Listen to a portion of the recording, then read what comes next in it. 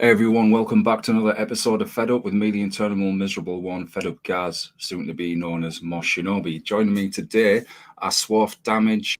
Have I pronounced that correctly? Yes, certainly have, yeah. Shoot out. That was the start.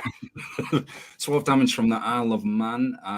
You both please introduce yourselves, tell us what you do in the band. Well, I'm Mike. I'm chief lyricist and vocalist for Swarf Damage. I'm Blake, lead guitarist or guitarist. Nice. And how's it going today on your side? Yeah, it's been all right. Not too bad, I suppose. A bit chilly. Towards Christmas, we're all right.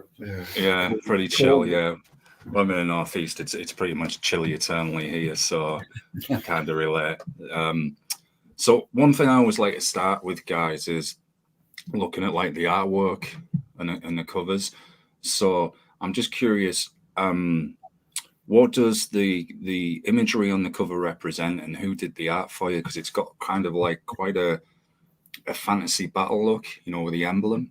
Yeah, that came out of the inside of my head. On a very, very crude drawing that I gave to my fiance, who's the artist for the band, Anna Klukas. That's one of her patrons behind us, actually. But, I don't know where it really came from. I just had this thing about like screaming skulls. Yeah. And I'd recently been watching Vikings, on the telly, that big French thing. I'd recently been watching that, so I was mad about axes and swords and stuff. And I thought it'd be really cool.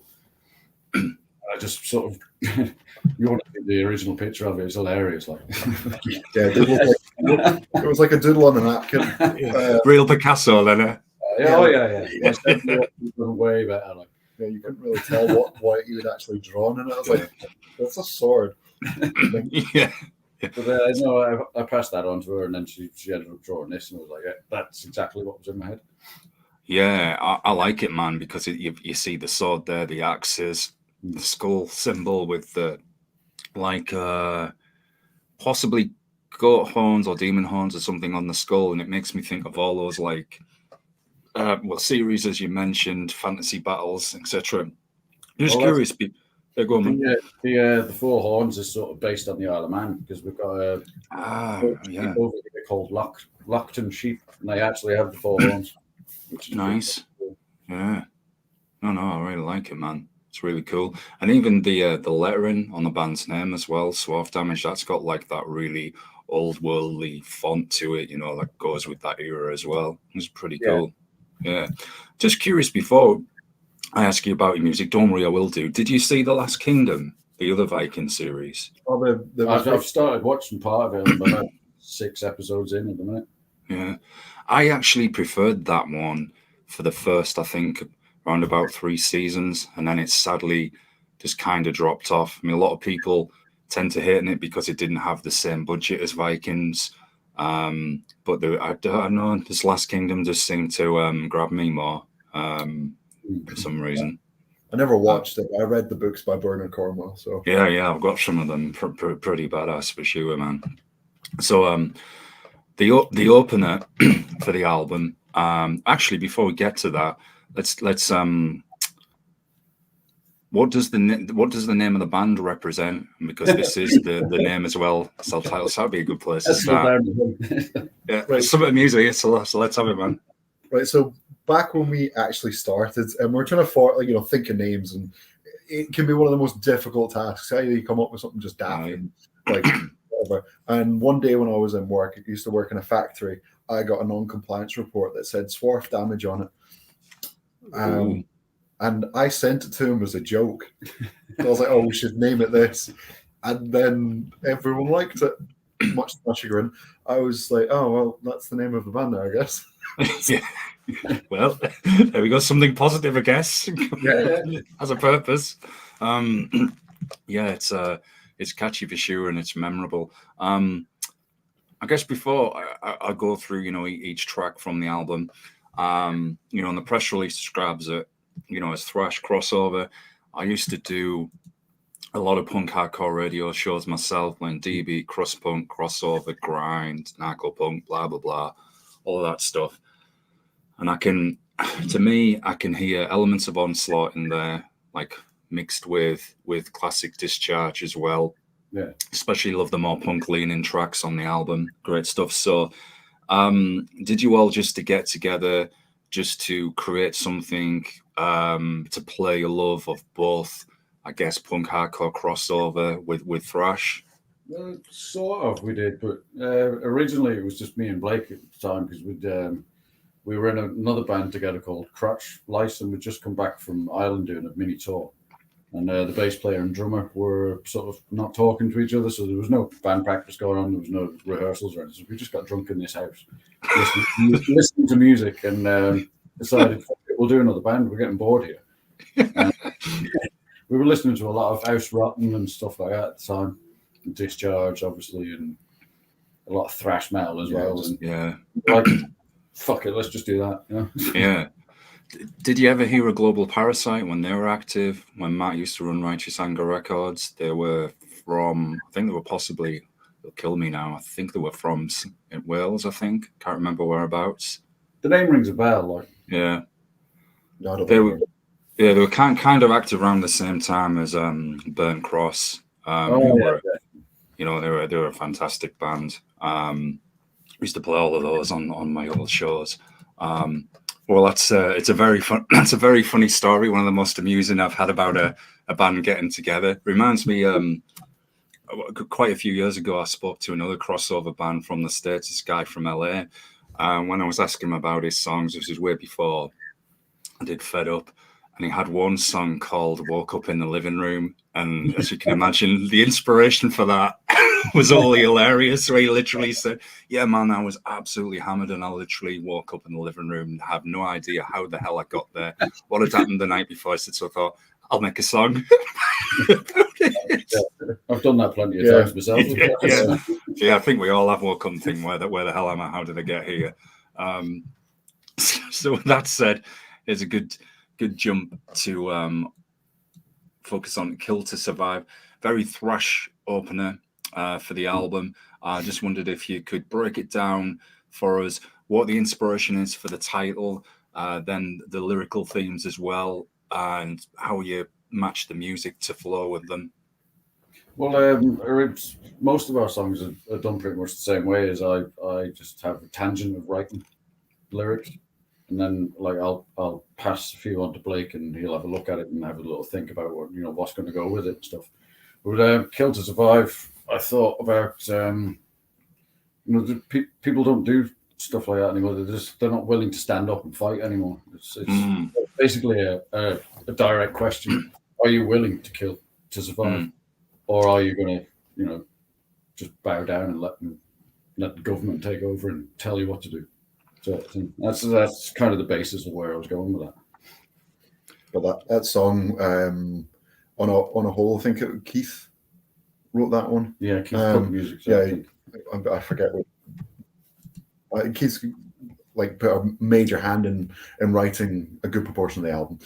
Kill to Survive was definitely one of his. I think he just sent I can't remember if it was like more than just the intro riff or like the verse intro riff and chorus, or we worked on that. I can't remember anymore.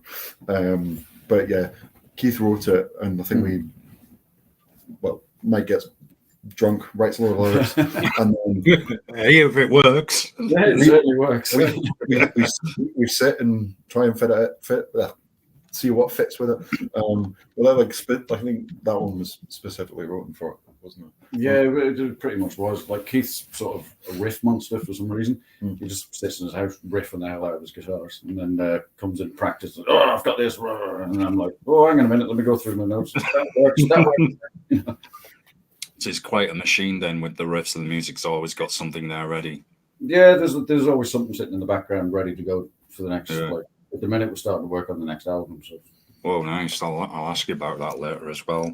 Don't you sometimes envy people when they're like that with writing, or when they can make music where they've always got something ready? Because sometimes, like me myself, I don't always have that. Or it's like, I can write something, and I look at it and I just think that's turd. I don't like it at all.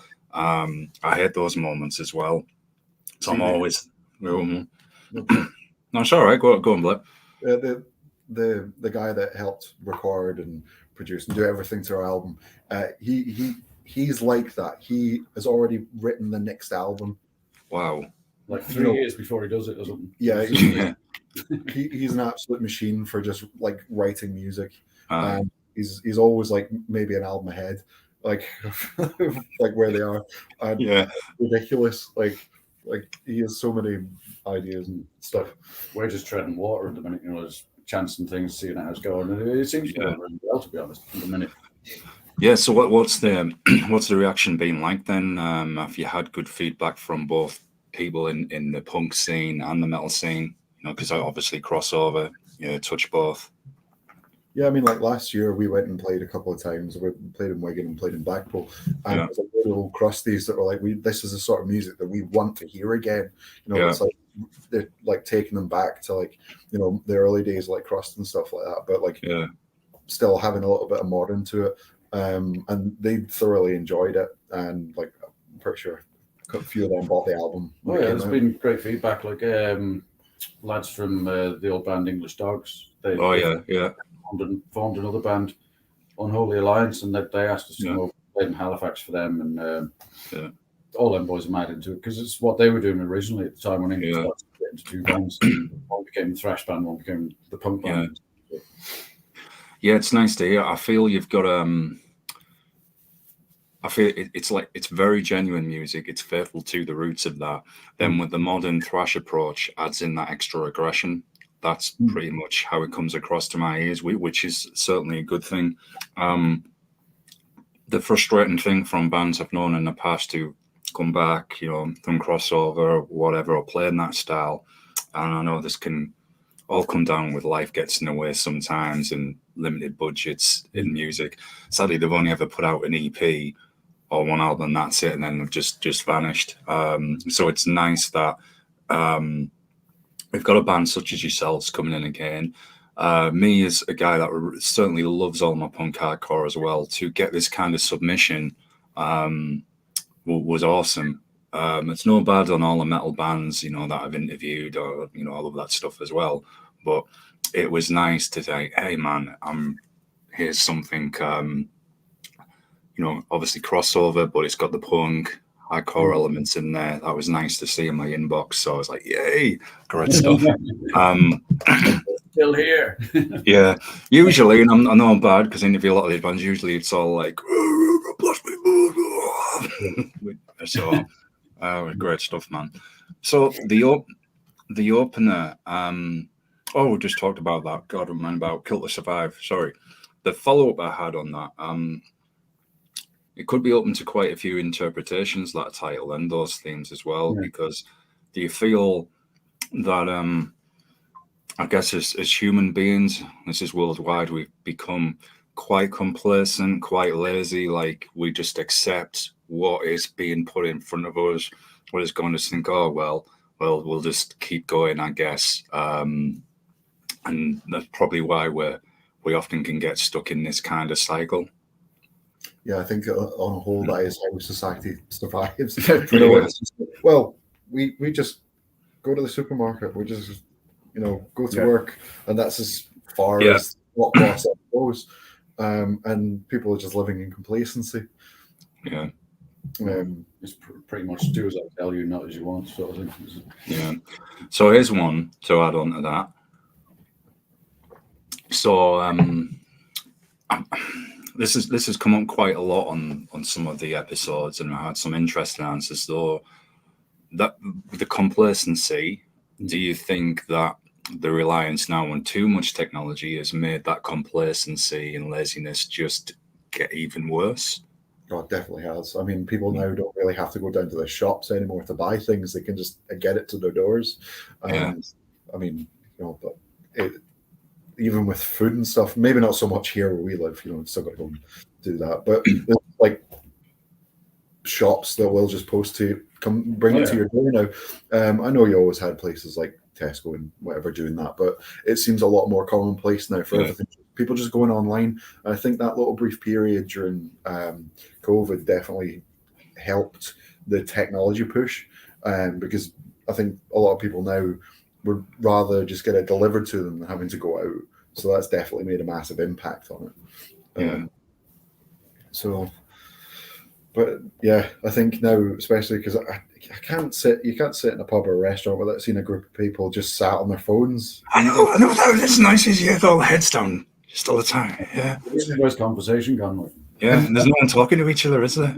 Silent night. I wouldn't be surprised in some contexts if the people are actually talking to each other, but on their phones. Sides of the table. Yeah, exactly. They're having a domestic whilst they're out, but it's via the smartphones. Can't even go down the pub to get away from things anymore. Yeah. Can't even argue in the right way anymore. It's like, I'll send you it. As you were talking there, Blake, I had this thought coming up my mind as well. I thought it's like Eric Cartman syndrome from an episode where he was playing World of Warcraft, I think it was, and had his mom come, and there was like a bucket to catch his I'll just say his toilet habits. That's all I can say. YouTube, to put it that way. I thought it's almost gonna get like that, but I'm sure there was a sci-fi movie, I think, from the 2000s. I think Bruce Willis was in it, and it was set in the future, and they were sat in these like kind of floating chairs that were taking them everywhere, and they were hooked up to absolutely everything, and they were all. There's what? Sorry. Not The Fifth Element. No, it wasn't The Fifth Element. It's from the 2000s. It almost looked like we'd taken the shape of human beings, like beans in a way, like, you know, this mutant baked bean, what was on this floating thing, like a floating cushion, hooked up to everything. And it was as bizarre as it sounds and as crazy as it was, man. It was like, hell, I can see where this is kind of heading with everything that's happening. And it's like, now we even get, you even get it sometimes with, instead of going to see a band play live, or I'll just watch them on YouTube, I'll just watch the stream later, which I appreciate during COVID. That was a necessity. It was the next best thing. The bands had nothing to do during that time. Yeah, exactly. Yeah.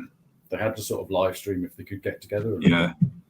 It's pretty handy, like for us at least, you know, traveling across off the island to go and watch gigs can be an expensive endeavor. So sometimes actually just being provided a live link is great for ones that we can't take. I mean, in our case, it's a bit helpful, but if you're in a city where you can literally travel to it, it's, you know, just go yeah, exactly.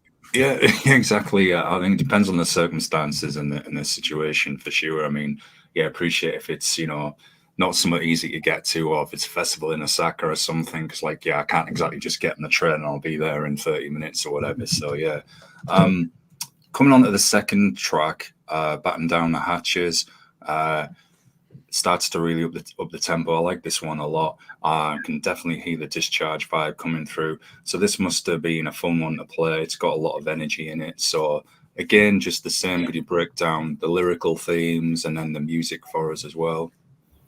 Well, at the start, the lyrics didn't really mean too much. It was just something that blurted out in my head.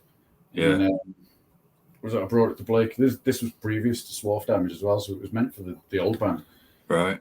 But we never got around to actually putting it together and playing it. So Blake already had the riff for it when we brought it to the table for Swarf Damage. And I've been listening to a lot of Ministry at that time, so the effects of listening to what had sort of played part into the writing of the song. So how to break it down, I don't really know. It was sort of like the hook was batten down the hatches, there's a storm brewing. It was like, you know, close your windows, there's some shit about to happen, sort of thing. Yeah. And then it's just like fighting your way through life, I suppose. It's like, get up, fight, you know, make a move, do something, stop sitting on your ass, sort of thing. Yeah. Don't be an Eric Cartman. Because I wrote that for the previous band, Crotch Slice, and it was too fast for the band. It didn't really work, so I kind of just had it sitting around for ages. You had lyrics for it then, and it was affectionately referred to as the bread song. It's because of the one line. It was like, I like your face, put a slice on the plate. It was just like a slice of bread. So and then when we actually formed what would become Swarf Damage, we had a couple of bits that started off I'll talk about one of the other ones later. But that was one of the riffs that got brought in right at the beginning. So nice. it's like legacy Swarf Damage. Yeah. Came from like 5 years ago, you know. So, yeah, apart from that, I don't think we had a solo in it at the time, or did I? No, you done that later on. Yeah, I think I did that. Yeah, we did. Well, yeah, at some point we threw in one, and then it became what it did. And I think right up until the point it got recorded, it did get refined down. Like it's just one of them dead simple, dead standard kind of like hardcore, like not hardcore, but like punkier songs. Yeah. Like maybe being in a punk band for like however many years probably made that easier. But it was one of my favorites from the album for that reason, because it's very direct. It's got that catchy element. It's fun. It takes hold of you. And sometimes, you know, songs like that work, even whole albums are going to play a style. Hey, it's direct. Doesn't always have to be right. It has to be like some technical solo for 15 minutes, you know, where you can easily watch a movie while that happens. No bad in those kind of bands. But sometimes that gets a bit beyond the joke. Anyway, going back to... go on. This straightforward punch in the face. Yeah. Sort of song. Yeah. That's what it's all about, to be honest. Yeah. Well, a lot of my lyrics is all about what goes on inside here and stuff I've done, places I've been, and, you know, so that's where most of my inspiration comes from. The mentalness I've been through in my life. Well, it's that human element, isn't it? And it makes it relatable for people then as well, and that adds that real grit because it's a real world. And I would imagine that song would be a fun one to play live. That would get people moving for sure. I love playing it every time. Yeah, good one to open with. Yeah. I don't think we've opened. I don't think so. No. Yeah, I don't think we've ever opened with it.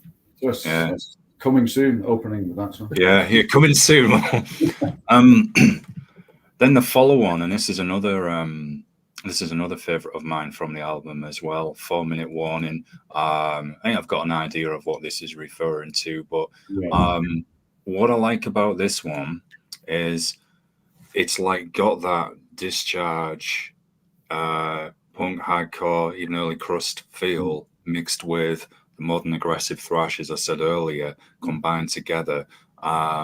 Definitely a nice headbanging one, windmill in, but it's got the punk vibe as well. So, you know, for those who may not know, could you tell us about what inspired the title for 4-minute warning, you know, the lyrics, and then how you took the music and put that, you know, that aggressive thrash with the punk together?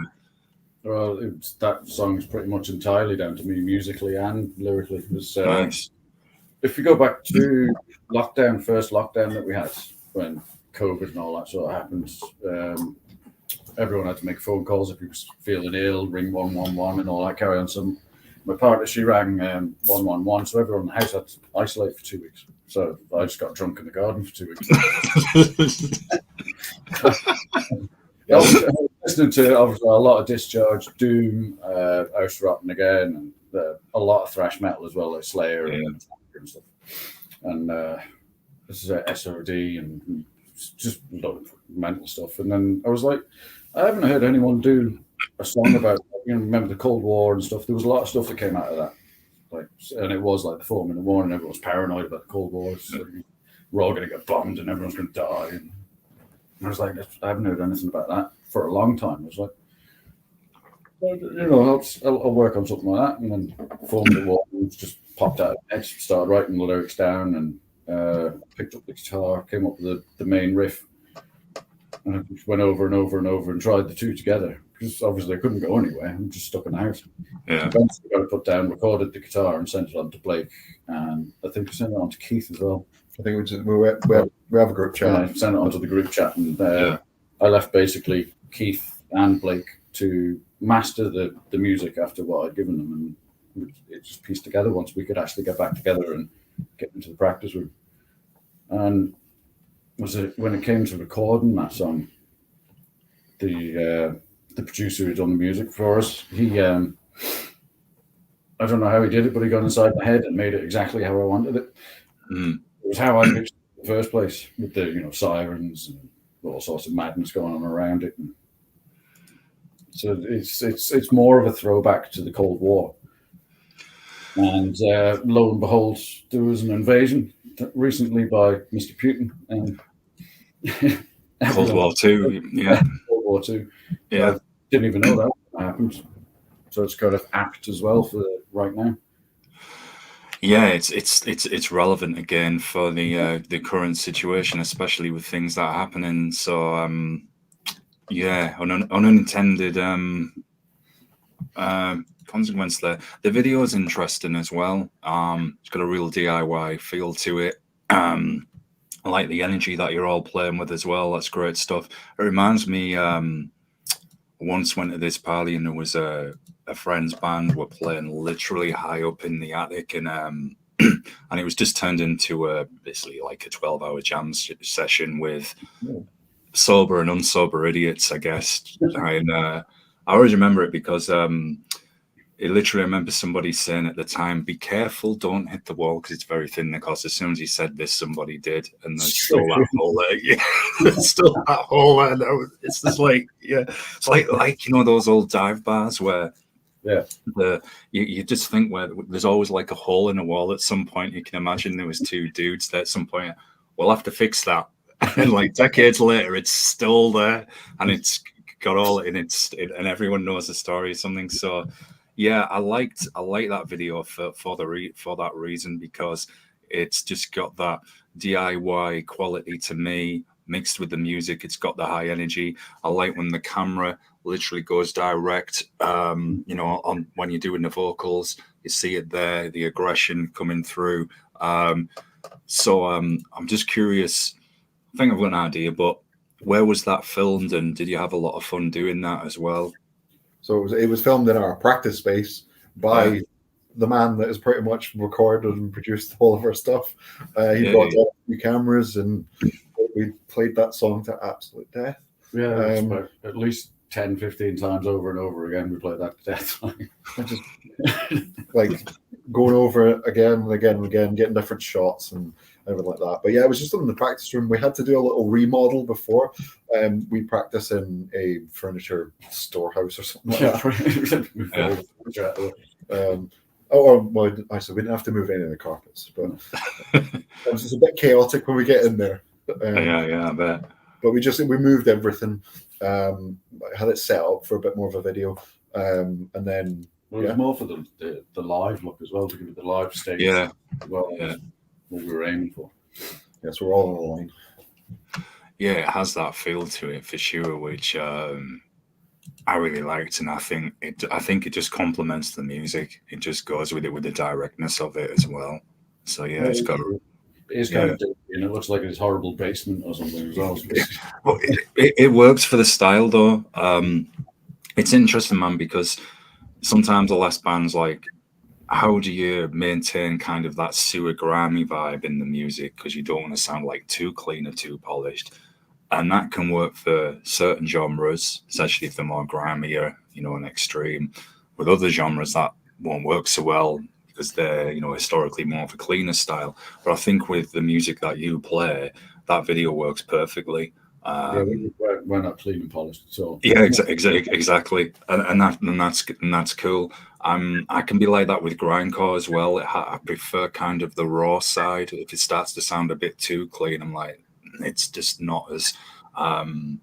It's lost a bit of that grittiness for me. So. I agree with you on that one. I think when grindcore becomes too clean, it's not. You don't get the same feel from it. You want to come away feeling dirty, you know. Yeah. It's rough and ready, and that's the whole essence of it. Yeah.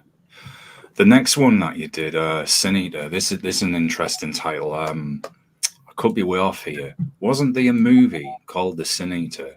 I just wondered if that had an influence on it. Not really. Oh well. I did look up the movie and watch it as well, but it didn't really have a. It was.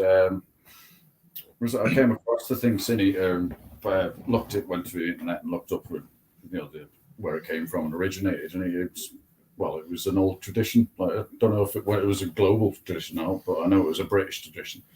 For someone who lived on the outskirts of the town would come in and eat a piece of bread off the dead person laying in state in the living room, and which would, Whoa. by eating that bread would absolve the sins of Right. the dead, so then they can pass on to the afterlife. And I thought, well, that's very interesting. Yeah. This lyrically, and sort of went with it there. Yeah. Like in the chorus, it does state like it's, you know, absolve you and always carry on to pass on, basically. Yeah, I'll have to look that up, man. I haven't actually heard of that, so I'm pretty intrigued now. The thing with the sin eater, he was very frowned upon Right. by the townsfolk because he was like eating sin, so he's like, oh, or something like that. So Yeah. he was only invited in the house when the person was lying in state in the house, just to eat the sins of the dead so they can pass on. So it's literally like a kind of one of the early versions of someone suffering with death breath, pretty much. Pretty much, yeah. Yeah, man. There's an interesting one for sure. I don't know why that popped into my head, but you know. It's a good track, man. And did you enjoy getting the riffs together for that one as well? See, that one, I think, like Keith came in with like the bulk of it. He had like the intro and the chorus. It underwent some changes along the way as we were doing it. Many changes. Yeah, because it was one song that I think for a long time we weren't quite happy with. We just couldn't figure out how, you know, to give it that oomph we wanted it to. And then I don't know, I think we played it live a heap of times, and it just sort of fit. It just changed. It changed itself into what it is, basically. And maybe because we've been sat working on it for a while, that it just became like a chore or a task that just playing it live was the thing that gave it life. Because we went backwards, forwards about a few bits on it. Keith wanted to change this and change that. You wanted to do something different with it as well. But playing it live sort of gave it its life. Yeah. It sort of evolved live rather than us sitting in the room working on it. And then obviously when we went and recorded it, there was only one or two bits that got changed in recording. I think when I put backing vocals to some of the other bits, it gave it like a bit more depth to it. And obviously there was some other little, like, I don't think I had a solo for it. I just wung it every time. And then when I had to record one for it, I was like, oh, God. Bit like my interview style. Just go with it. And there's a point in there somewhere. Not sure what it is, but it's there. I was looking as well, I will come back to the other songs, but I just wanted to get the word out about this as well. I was looking on your Bandcamp earlier, and I really do like some of the merchandise you've got on there. You've got the CD lid out there with the booklet, with the cover and the back. I like the inlay as well behind the CD, where you've got the logo of the band, you know, what we were chatting about earlier. And the t-shirt, particularly, I like this. Swarf Damage, got the logo, Isle of Man at the bottom. Oh man, the nerd in me, this made me think of all the DB and crust punk bands, you know, Extinction of Mankind, War Victims, Hell Crusher, all of them, and all the Mad Max movies as well. It's really eye-catchy and very nice one, and the hoodie's nice as well. So I just wondered, do you have any other planned merchandise coming, and has anybody commented on these releases so far and said, look, we really like the shirt, or we really like the pullover hoodie, you know, because they're quite eye-catching? We've had quite a lot of good feedback from dice and stuff. So we do have baseball caps as well, 2 different styles of baseball caps with the ST logo on it. Yeah, they haven't gone up on the Bandcamp just yet. And there's the main logo with like the black and white. Damage Out of the Man patches as well for sale. There's a 4-minute warning logo patch, which is the skull with the like gas mask type thing on it. So they're up for sale as well. Mainly gigs at the minute until we get it up on the Bandcamp. Yeah. So speaking of gigs, do you have any coming in 2024? I was just thinking you guys would do great at Scumfest in London. There's something to look forward to like booking us for things. So I'm talking to different promoters at the minute about different gigs around. We have confirmed playing with Discharge in April. Nice. That's in the Boulevard in Wigan. Nice. We played previously last year. We went down really well in there. There was a lot of people turned up from different towns and cities just to see us as well for that gig that we played. So, which is pretty cool. Yeah, that's pretty killer, man. Unknown band turning up in the UK going, yay! And just people having downstairs like. So, yeah, so word seems to be getting out. And you mentioned you toured Ireland as well. So all around the Irish and British Isles, people seem to be getting to know about you. Have you hit Scotland yet? Well, there's friends of mine in Scotland who've been listening to us online and stuff, and I've been chatting to them regularly and stuff. They're well into it. But I'll be looking at getting a few gigs. Blake's from Scotland, so it'd be nice for him to do a home at some point. Yeah. I'd enjoy that. Yeah, because there's Henry's. I think there's Henry's Cellar Bar in Edinburgh, if I remember correctly. He used to be one of the dudes who did House at Crust or something. I think. Was there as well. Glasgow as well. Yeah. Underneath the bridge down by the Hilton. Yeah. There's a good club down there. I saw the UK subs down there many years ago. Oh, nice. Yeah. Yeah, so it's going to be a busy 2024 for sure. That's great, man. Yeah, let's hope so. It sounds good, man. So just getting back to the music. So the next one, Doom or Be Doomed. Yeah, when I first saw the title, I did think of Doom, the band at first. That just immediately what came to mind.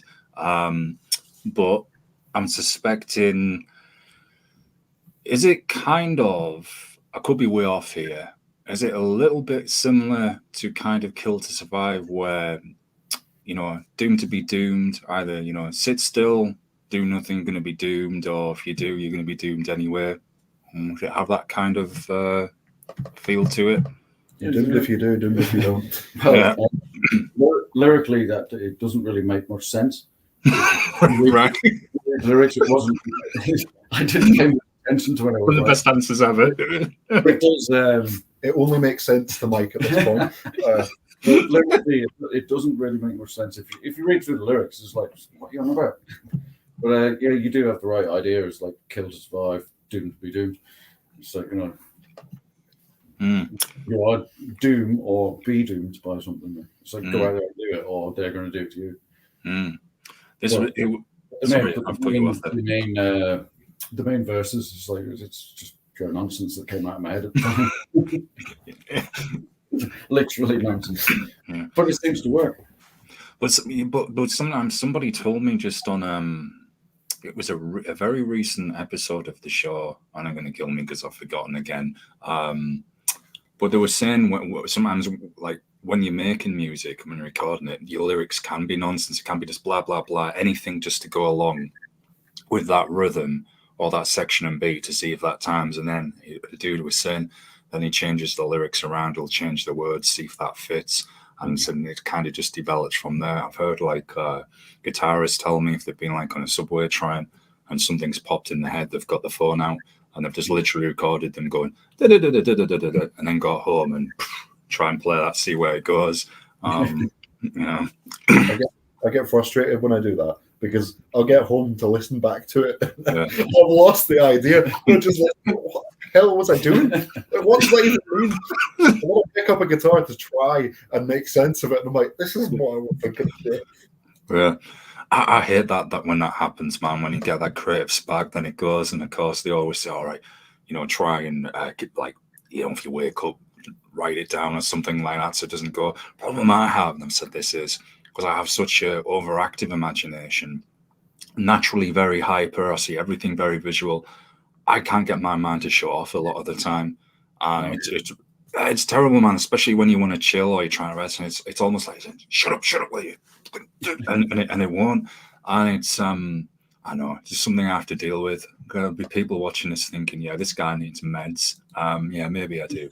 But anyway, enough about my psychological problems. This was another of one that I really enjoyed from the album as well, because I feel it has, it's got that classic punk, early crust punk vibe as well.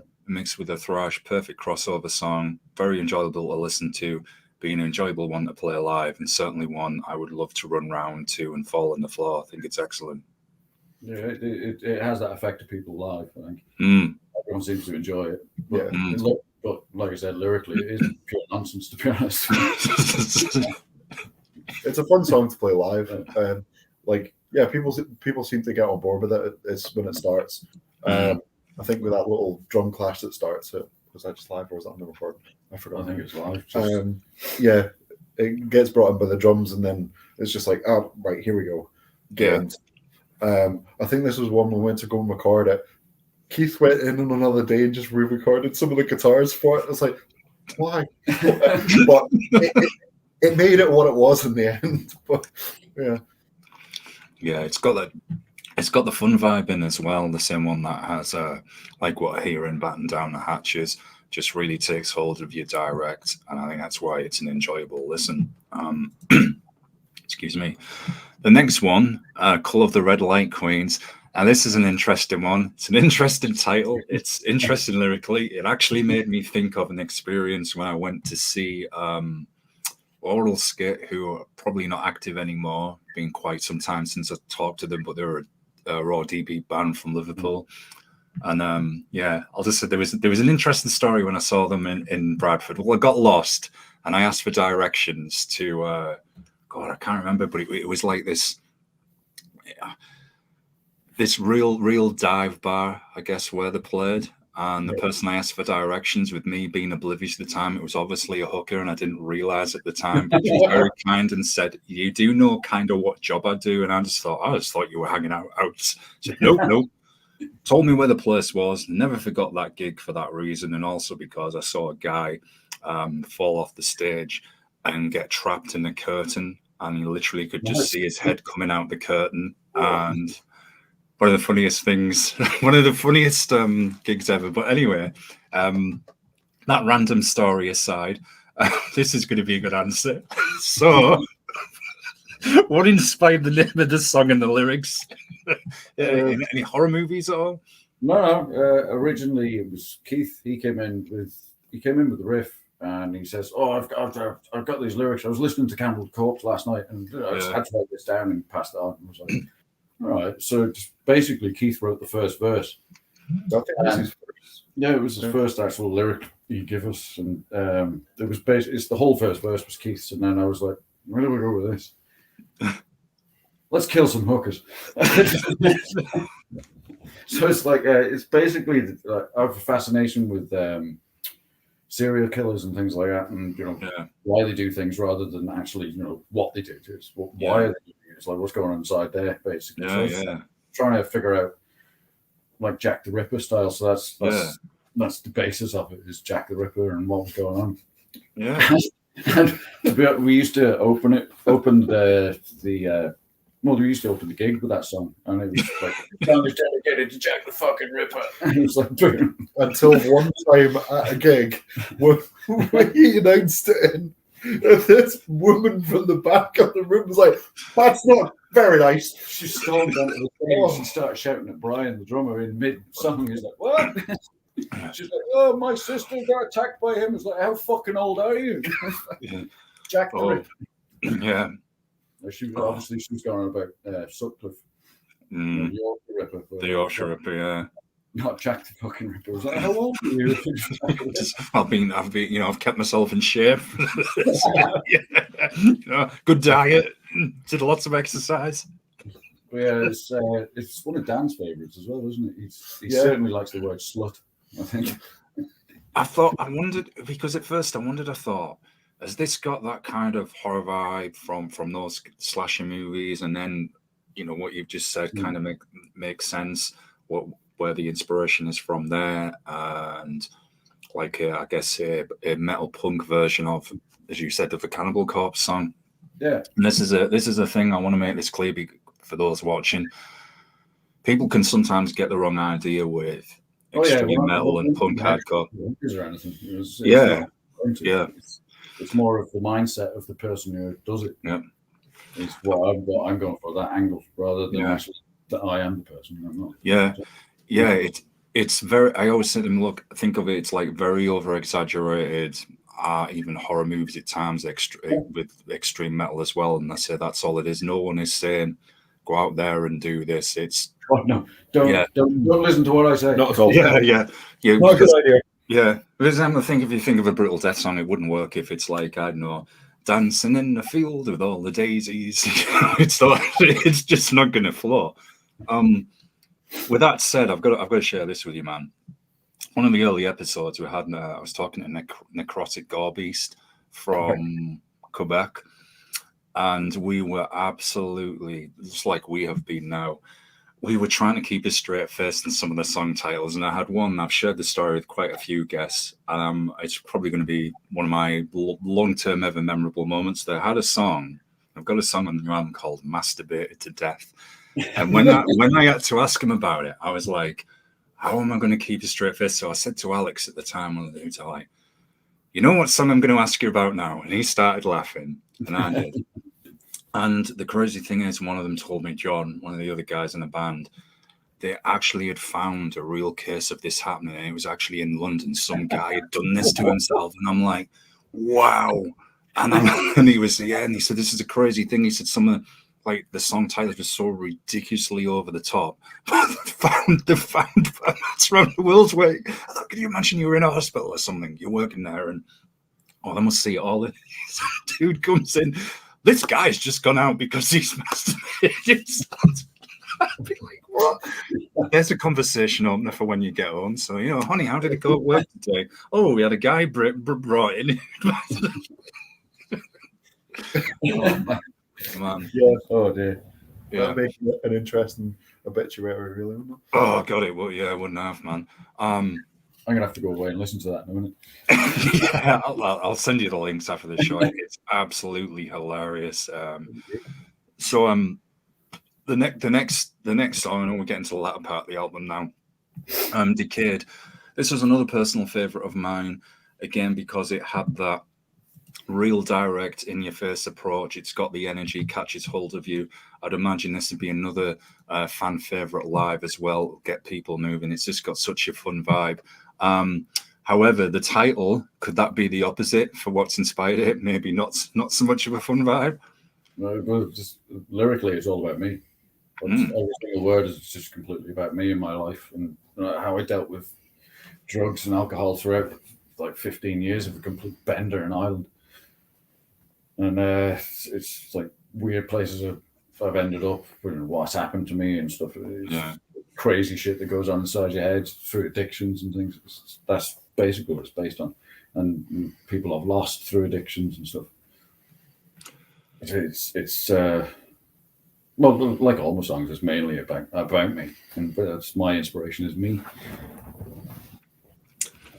Do you feel do you still feel addiction is not, I don't know how to put this. I'll just say I've dealt with some similar things in the family, and the impression that I got with dealing with that, it was although there is help out there now, and I'll say there was some help, I still felt like perhaps it didn't go far enough, and sometimes it wasn't treated seriously enough either. Be like, I'll just say, for example, this particular family member, if they were doing well and they'll, look like they're smiling because they can laugh, they can talk, everyone thought, all right, yeah, they're doing great.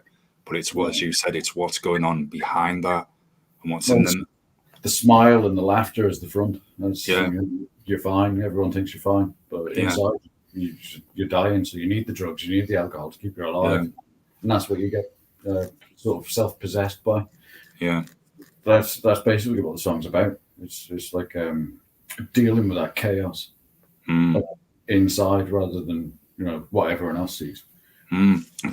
Exactly, it's that torment, that inner turmoil, and the worst as well when that person then is by themselves and literally they've just got their own voices, they hear it, their own inner demons, everything they're dealing with, and it gets me. What gets me about it as well is when, oh yeah, I thought they were doing well. We never thought this had happened and everything. I thought, well, clearly, Clearly they weren't. Yeah. So very obviously very powerful song. So when you got the music together for it, was this one? Did you already have the riffs for this? I'm just curious, or was this one more of a fresher? So this was literally one of the first song that Swarf ever did. I don't know. I think I made it up on the spot. I don't think I came into the practice room with that song. I think we were sat there just sort of. I think it was a 3 or 4. I can't remember who was in it when we first started. It was just 4 of us at the time, and just started riffing out in the room, just trying to come up with something so we could start. And it was like that. Keep playing that. That works. I think the actual rhythm of it did change over the time. I don't think it started off as it was, but yeah. And then there was only when Keith came along, there was one little section right in the middle of it where the little lead part is that changed. That was, I think, up until that point, it was just the verse, chorus, end. And when he came along, we flushed out the rest of the song, and you already had the lyrics for it. We had the bane of my life, those lyrics. There's too many fucking words in it.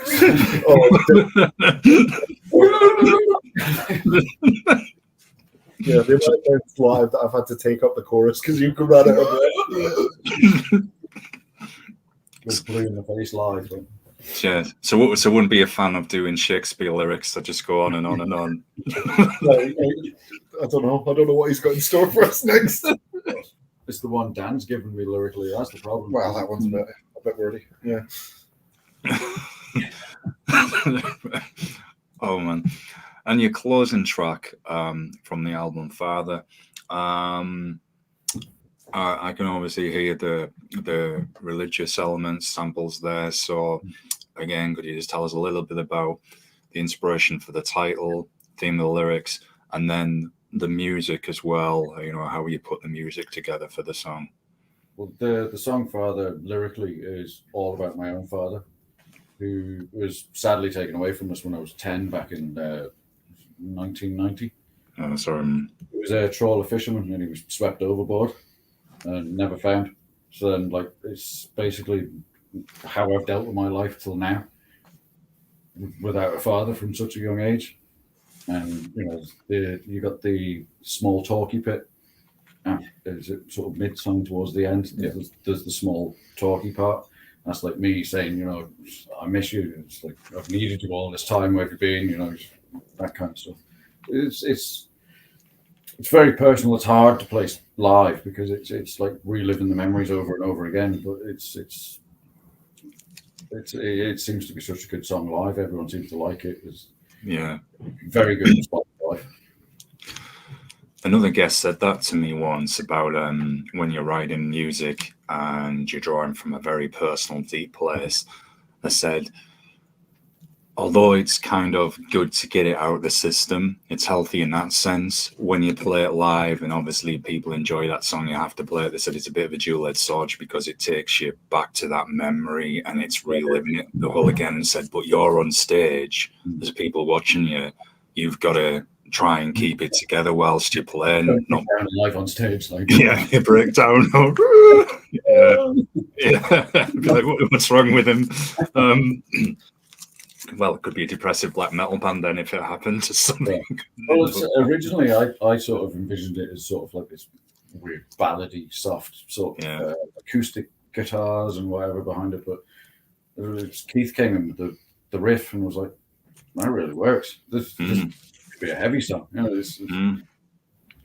Do you? I mean, obviously, you all must be happy with the album, and I'm just wondering. You've had good feedback. I'm just wondering, have some of those comments have they recognised the balance that you have in the music with blending both the modern thrash with the punk hardcore early crust punk feel? I don't think intentionally we ever set out with that in mind. I think as a collective, especially what me and Mike listened to and what we've listened to for years, what we took to the table and then what everyone else brought in, because we've all got kind of similar like musical ideations. Like we all like the thrash, we all like a bit of punk. I think me and Mike more like listen to the crust and stuff like that. Hardcore. Well, Dan's all over. Dan's about his hardcore. Dan's about his hardcore, and like now going further down the line, it's like you'll probably notice a bit more of influences with like Dan just starting, and he's got some ideas that he wants to bring to the table. But I think as a whole, like we never really set out with an ideal of just being like, oh, we want to do that. I think we did want to do like kind of crossover sort of thing, maybe a bit more about hard punk. But I think the way it turned out was like really good. We've been like proper happy with like what the feedback we've got from different communities, whether it be in a punk community. We haven't yet really had an opportunity to play to a metal community, so we'll find that out when we get there. But like there's people who are into like the old D-beat stuff and that, they're all like, oh, this is reminding me of that from 1984, and like you just like you get bombarded with like the reminiscence from someone else's like of what it makes them feel like or what it reminds them of, and that's quite nice. And then it just makes us like, oh, I haven't listened to that band in ages. But I'll go listen. Yeah, it is. And the interesting thing is somebody's always got a different interpretation on music, sees something different all the time. And just shout out to you. You decide, hey, talk about RuneScape the game, like that. So I don't know if this is somebody that you know. They're from Twitch from the looks of it. Shout out to you anyway. Thanks for checking out. But this is chatting about crossover and punk and metal and stuff with Swarf Damage at the moment. So, but anyway, thanks for checking out the show. So trying to remember where I was now.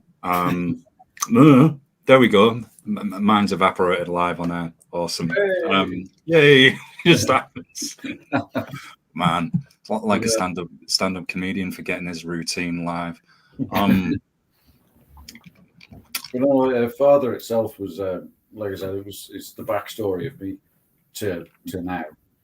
And with the heavier riffs, it progressed into what it is. And like I said originally, I thought of the ballady type thing, but it does really suit a heavier feel because it's a very destructive song lyrically because of the nature of what had happened.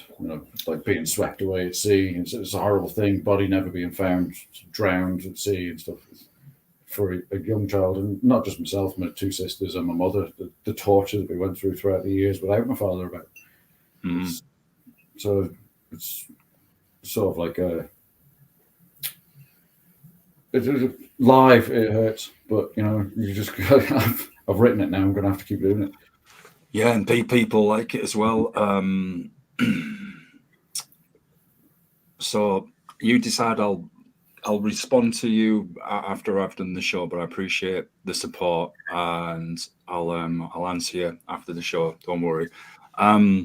It's a song as well that can be interpreted for a number of situations because there's the tragic events of you losing your father, but also if it's someone where, say, if the father's an alcoholic or an addict, and you haven't, yeah, he is. So it's certainly a very personal and powerful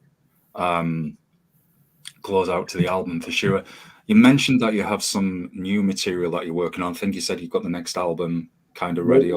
We're starting to work on the new album at the minute.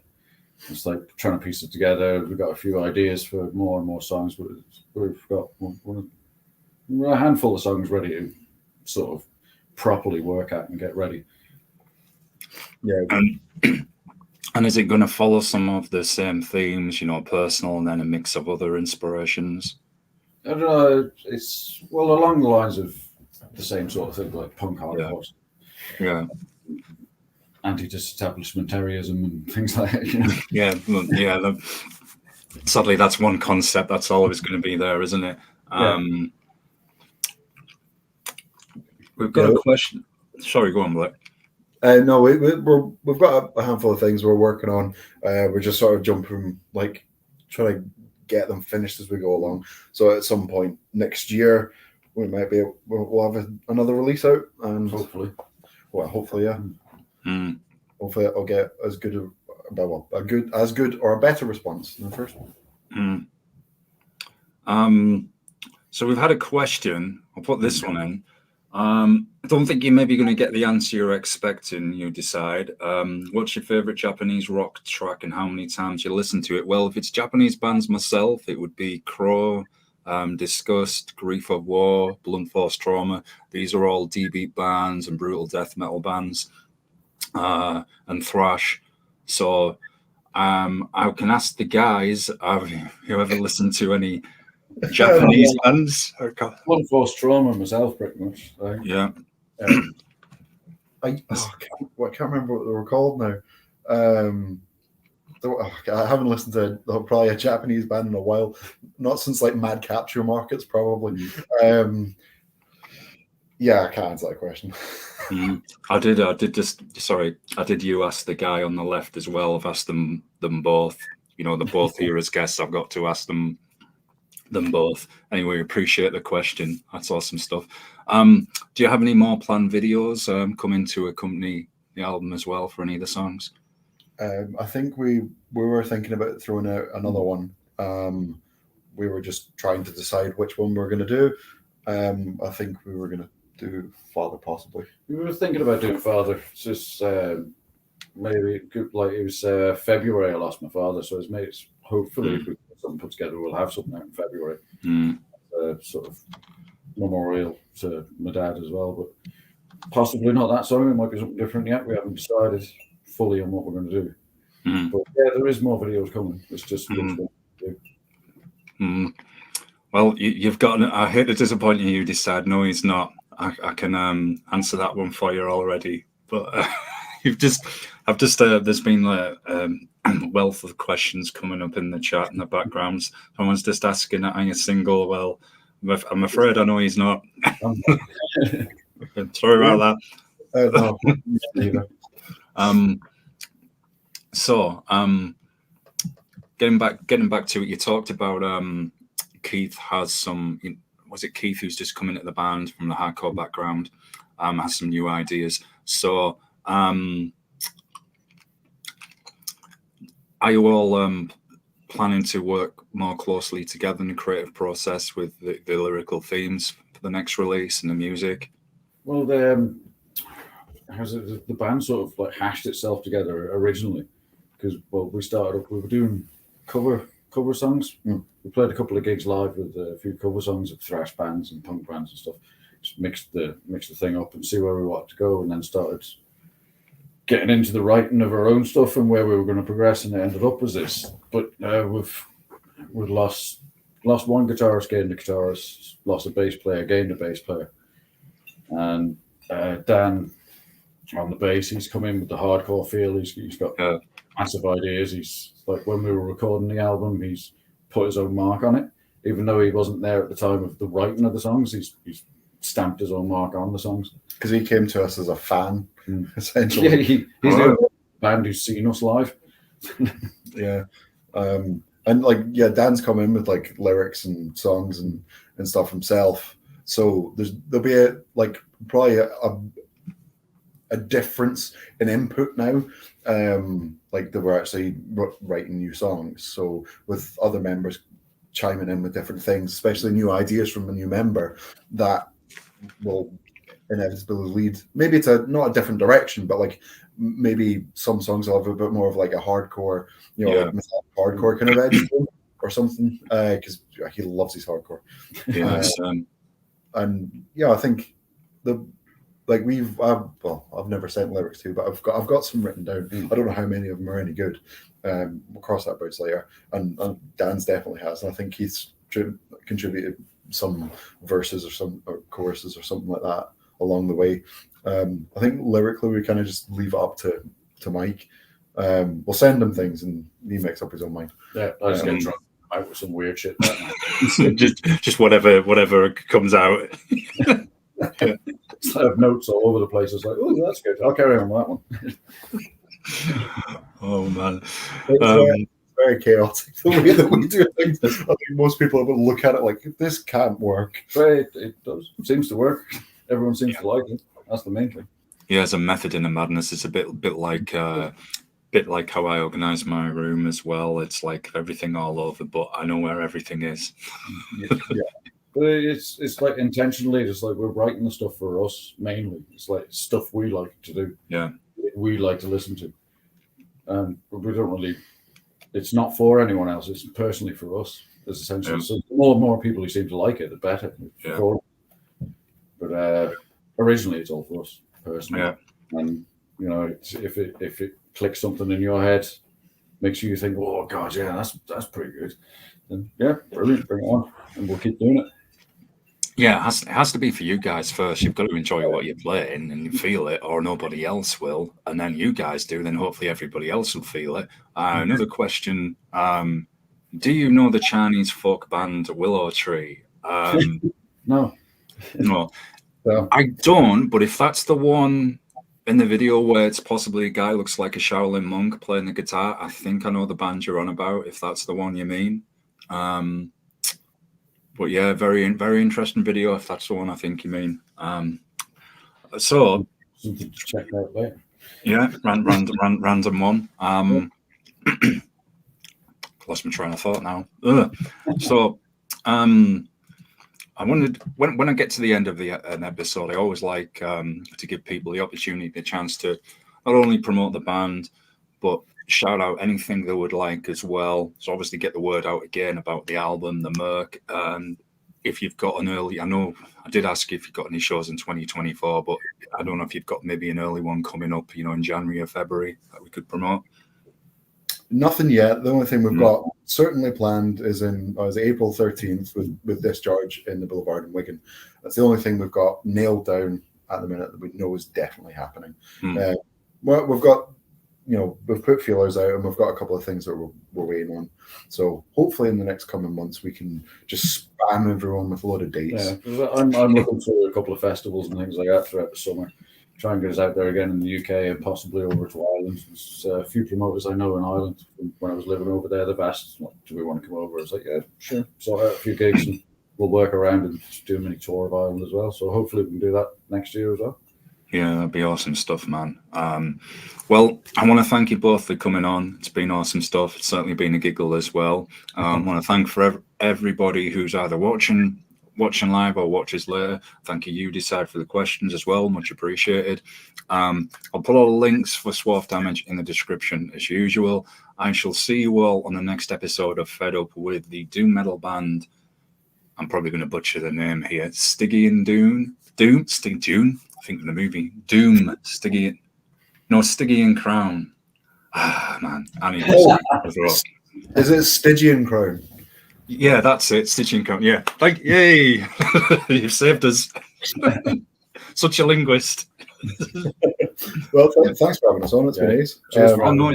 You're welcome. Welcome on any time, man. So hopefully you talk to you again in 2024 when you've got the next release and promote any tours that you've got out there then as well. Personally, I'm only going to echo what other punks have said, but as someone who certainly loves his punk and hardcore outside of extreme metal, it was nice to get a submission from a band such as yourselves who are playing what I feel is classic crossover, doing the best elements of both. And as I mentioned earlier, the album has that balance and it draws from both scenes nicely. And I think no wonder you're getting good feedback and think people will enjoy that. And I'm so stoked to hear that there could possibly be some hardcore elements coming in as well. I'm having trouble sitting still just thinking about that. That's awesome. So, folks, it's an uncomfortable pause moment where I hit end stream and there's always that delay, and that's where I do look like I'm possessed for 3 seconds. So, again, thanks to Swarf Damage. Shout out to Imperative PR for connecting us all. Much love as always, folks, and see you on the next episode, everyone. Cheers, everyone.